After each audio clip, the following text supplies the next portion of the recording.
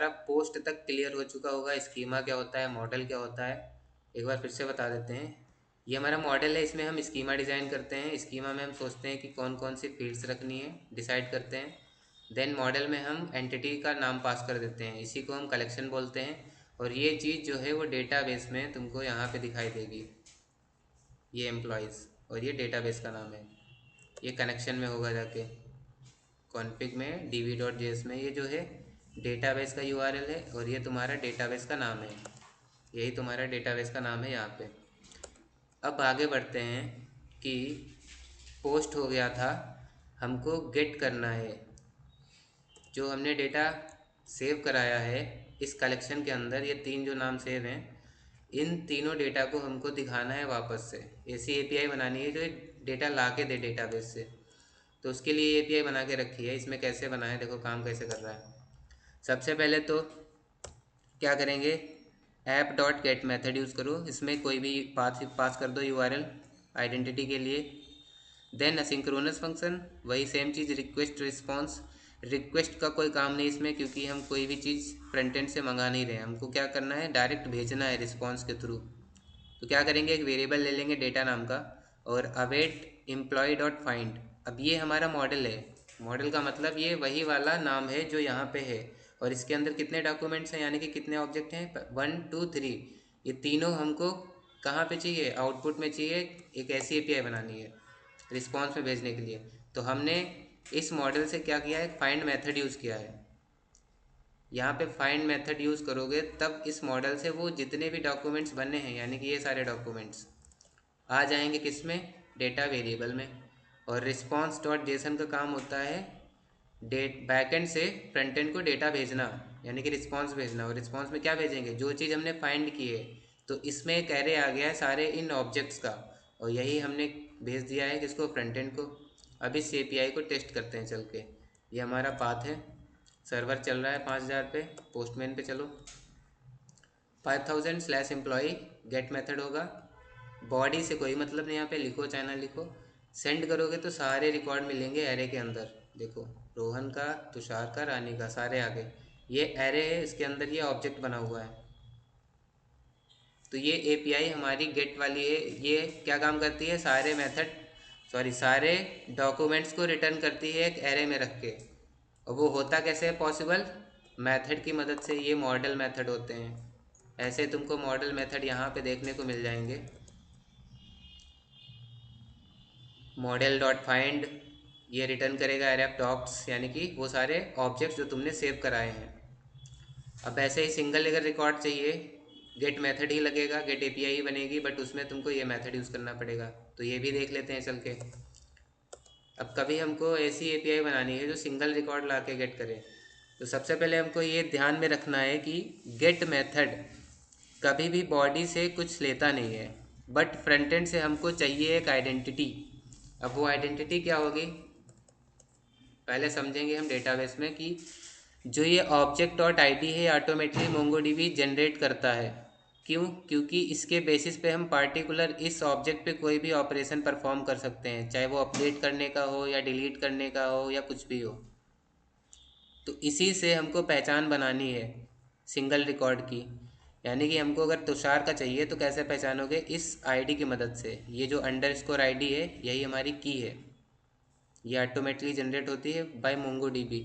इसी का हम यूज़ करेंगे सिंगल रिकॉर्ड गेट करने के लिए। तो मेथड यूज़ करेंगे कौन सा, फाइंड बाय आईडी, और अंदर पास कर देंगे क्या, आईडी। अभी आईडी कहाँ से आएगी, फ्रंट एंड से। फ़िलहाल अभी टेस्टिंग के लिए पोस्टमैन से हम भेजेंगे। बट हमने बोला कि बॉडी कभी भी यूज़ नहीं करोगे, तो यहाँ पे क्या यूज़ करेंगे वो देखो।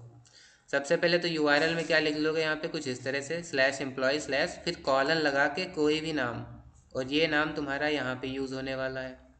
अब ये लाइन क्या लिखी वो देखो, रिक्वेस्ट कर रहे हैं कि भाई जो पैरामीटर से आ रही है, ठीक, वो चीज़ तुम निकाल लो।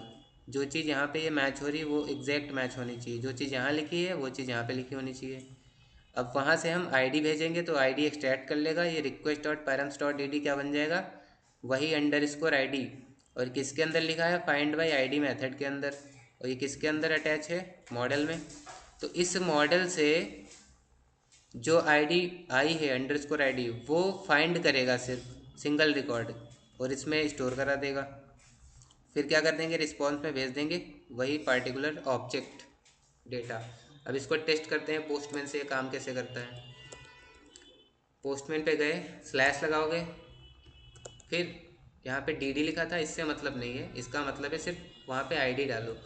तो कोई एक आईडी कॉपी कर लाते हैं हम, ये तुषार वाली, इसको कॉपी किया, पोस्टमैन में गए, यहाँ पे डाल दो। अब एपीआई एक बार फिर से देख लो कौन सी है, गेट मेथड की है, यूआरएल कुछ इस तरह से बनना चाहिए, स्लैश एम्प्लॉय स्लैश आईडी।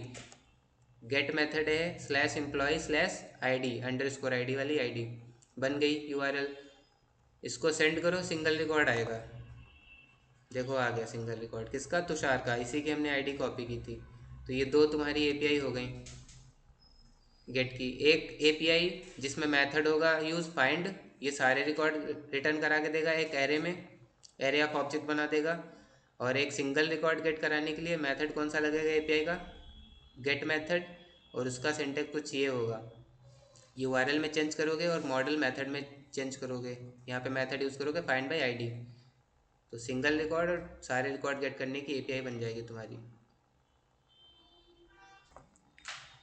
अब समझते हैं कि जो हमने डेटा बनाए हुए हैं तीनों, इसमें से हमको डिलीट करना है किसको, रानी को। तो रानी की आईडी की ज़रूरत पड़ेगी, क्योंकि हमने क्या बोला था, अंडरस्कोर आईडी जो होती है वो पार्टिकुलर उस ऑब्जेक्ट की पहचान होती है। इस पहचान का मतलब इस ऑब्जेक्ट पे हम कोई भी ऑपरेशन कर सकते हैं, डिलीट का, अपडेट का। तो यहाँ पे हमको क्या करना है, डिलीट करना है, किस मॉडल से या किस कलेक्शन से, एम्प्लॉयज़ से। तो पहचानोगे कैसे, अंडरस्कोर आईडी से ही। तो इसलिए हम इस आईडी की ज़रूरत पड़ेगी हमको। इसकी एपीआई कुछ इस तरह से बनेगी। सबसे पहले डिलीट मेथड यूज़ होगा, ऐप डॉट डिलीट लिखो और सेम प्रोसेस गेट वाला यूज़ कर लो, स्लैश एम्प्लॉय स्लैश आईडी, क्योंकि हमको डिलीट करना है तो एक आईडी को लेना पड़ेगा, रिसीव करना पड़ेगा। तो वो रिसीव करने के लिए यहाँ पे हम पैरम्स वाला ही सिंटेक्स यूज़ कर रहे हैं। बट यहाँ पे क्या है, एक मेथड है, कौन सा, एम्प्लॉय जो मॉडल है उसमें क्या करो, find by ID and delete method लगा दो। और ये मेथड एक आईडी लेता है, ऑब्जेक्ट की आईडी। वो ऑब्जेक्ट की आईडी कौन सी होगी, जो तुम्हारी अंडरस्कोर आईडी है, इसी से फाइंड आउट करेगा और उस ऑब्जेक्ट को परमानेंटली डिलीट कर देगा तुम्हारे डेटाबेस से। तो ये तुम्हारी आईडी बनी है, यहाँ पे आईडी बन जाएगी। और ये तुम्हारा प्रॉपर मेथड होता है मॉडल का, जो पार्टिकुलर परफॉर्म करता है डिलीट करने के लिए by using underscore ID. Then response में क्या भेज देंगे कि मैसेज रिकॉर्ड डिलीटेड। अब इसको टेस्ट करते हैं चल के पोस्टमैन में। क्या ज़रूरत पड़ेगी, slash employ slash ID, ID हमने कॉपी कर ली है, यहाँ पे पड़ी भी है। या किसकी है थी, तुषार की। तो तुषार को हम डिलीट करेंगे, यहाँ पे डिलीट मेथड यूज़ कर लो। कुछ नहीं करना, बॉडी से कोई मतलब नहीं, क्योंकि पैरम्स यूज़ किया है। इसको जैसे सेंड करोगे तो ये मैसेज आएगा रिकॉर्ड डिलीटेड, मतलब एपीआई हमारी बढ़िया चल रही है। अब जाओ यहाँ पे अपने मोंगो डीबी में, यहाँ पे रिफ्रेश करो, 3 डॉक्यूमेंट्स थे, 2 बचे होंगे, रानी और रोहन, तुषार गायब हो गए। तो ये तुम्हारी डिलीट की एपीआई बन गई।